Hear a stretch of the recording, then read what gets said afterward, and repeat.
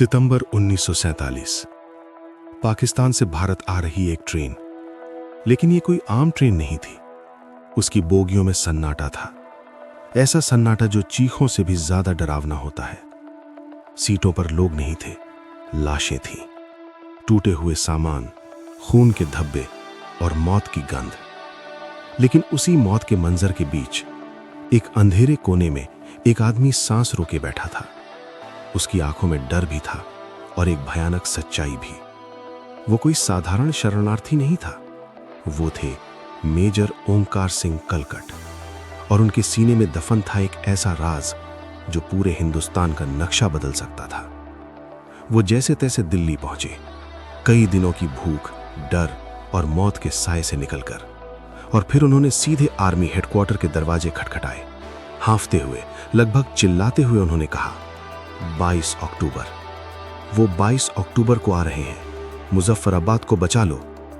लेकिन अफसोस, दिल्ली में उस समय कोई उनकी बात की गंभीरता को पूरी तरह समझ नहीं पाया, क्योंकि उस वक्त पूरा देश ही आग में जल रहा था। 1947। भारत और पाकिस्तान का बंटवारा हो चुका था। लाखों लोग अपने घर छोड़कर भाग रहे थे। ट्रेनें शरणार्थियों से भरकर आ रही थी और कई बार लाशों से भी। लेकिन इसी अफरा तफरी के बीच पाकिस्तान की सेना और कबायली लड़ाके एक गुप्त योजना बना चुके थे। इस योजना का नाम था ऑपरेशन गुलमर्ग। ये एक ऐसा ऑपरेशन था जो अगर सफल हो जाता तो शायद आज कश्मीर का नक्शा बिल्कुल अलग होता। योजना बेहद खतरनाक थी और बेहद चालाक भी। पाकिस्तान ने सीधे युद्ध का रास्ता नहीं चुना, उसने चुना एक छुपा हुआ हमला। हजारों कबायली लड़ाकों को हथियार दिए गए। उन्हें कहा गया कि वो जिहाद के नाम पर कश्मीर में घुस जाएं। लेकिन सच ये था कि इस पूरी योजना के पीछे पाकिस्तानी सेना के अधिकारी मौजूद थे। उन्हें ट्रेनिंग दी गई, उन्हें रास्ते बताए गए और उन्हें लक्ष्य दिया गया, श्रीनगर। अगर श्रीनगर एयरपोर्ट पर कब्जा हो जाता तो भारत कभी कश्मीर में सेना नहीं भेज पाता, और यही था ऑपरेशन गुलमर्ग का असली मकसद।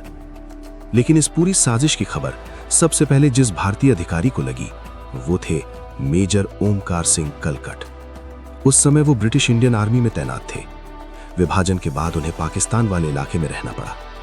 वहीं एक दिन उन्हें कुछ दस्तावेज हाथ लगे। पहले तो उन्हें लगा कि ये कोई साधारण सैन्य आदेश है, लेकिन जैसे जैसे वो पढ़ते गए उनके चेहरे का रंग उड़ता गया, क्योंकि उसमें साफ लिखा था 22 अक्टूबर 1947। इस दिन हजारों कबायली लगा के कश्मीर की सीमा पार करेंगे। पहला निशाना होगा मुजफ्फराबाद और फिर सीधे श्रीनगर। मेजर कलकट समझ गए थे कि अगर यह हमला सफल हो गया तो कश्मीर हमेशा के लिए भारत के हाथ से निकल सकता है। लेकिन समस्या यह थी कि वो पाकिस्तान के इलाके में फंसे हुए थे। अगर किसी को पता चल जाता कि उन्हें यह राज मालूम है तो उनकी मौत तय थी। फिर भी उन्होंने फैसला किया, उन्हें हर हाल में भारत पहुंचना होगा। लेकिन यह कोई आसान सफर नहीं था। उस समय सीमाएं जल रही थीं, हर जगह दंगे, हर जगह शक, हर जगह मौत। उन्होंने अपनी पहचान छुपाई, शरणार्थियों के बीच मिल गए, और फिर शुरू हुआ मौत के बीच से गुजरने का सफर। ट्रेनें लाशों से भरी हुई थी। कई बार उन्हें लगा शायद वो दिल्ली तक पहुंच ही नहीं पाएंगे, लेकिन किस्मत ने उनका साथ दिया। आखिरकार वो दिल्ली पहुंच गए और फिर उन्होंने तुरंत सेना के अधिकारियों को पूरा सच बताया। उन्होंने कहा 22 अक्टूबर वो आ रहे हैं, हजारों की संख्या में। लेकिन उस समय भारत की स्थिति बेहद कमजोर थी।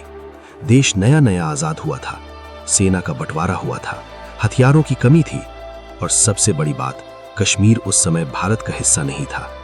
कश्मीर एक रियासत था जिसके शासक थे महाराजा हरि सिंह। महाराजा ने अभी तक ये फैसला नहीं किया था कि वो भारत में शामिल होंगे या पाकिस्तान में। इसी असमंजस का फायदा उठाकर ऑपरेशन गुलमर्ग शुरू हुआ।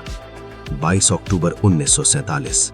हजारों कबायली लड़ाके सीमा पार कर चुके थे। मुजफ्फराबाद पर हमला हुआ, रास्ते में गांव जलाए गए, लूटपाट हुई और निर्दोष लोगों की हत्या की गई। कश्मीर में डर की एक लहर दौड़ गई।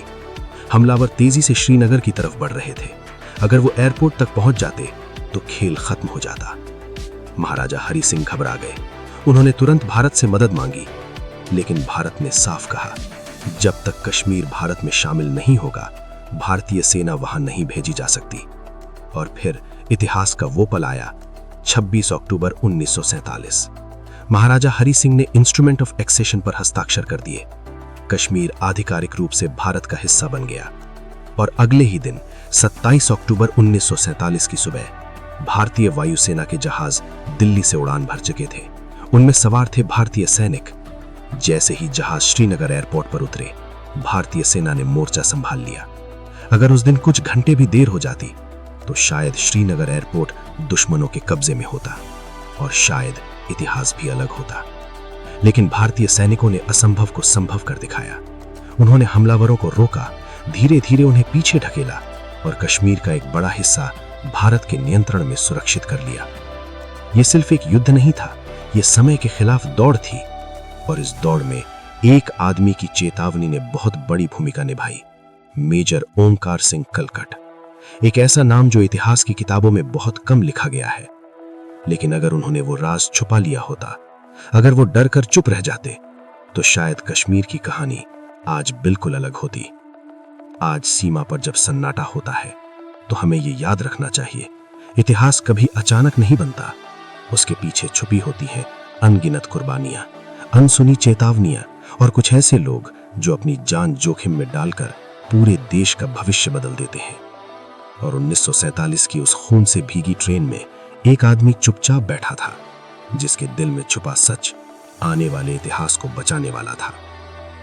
कभी-कभी एक इंसान की हिम्मत ही पूरे देश की किस्मत लिख देती है।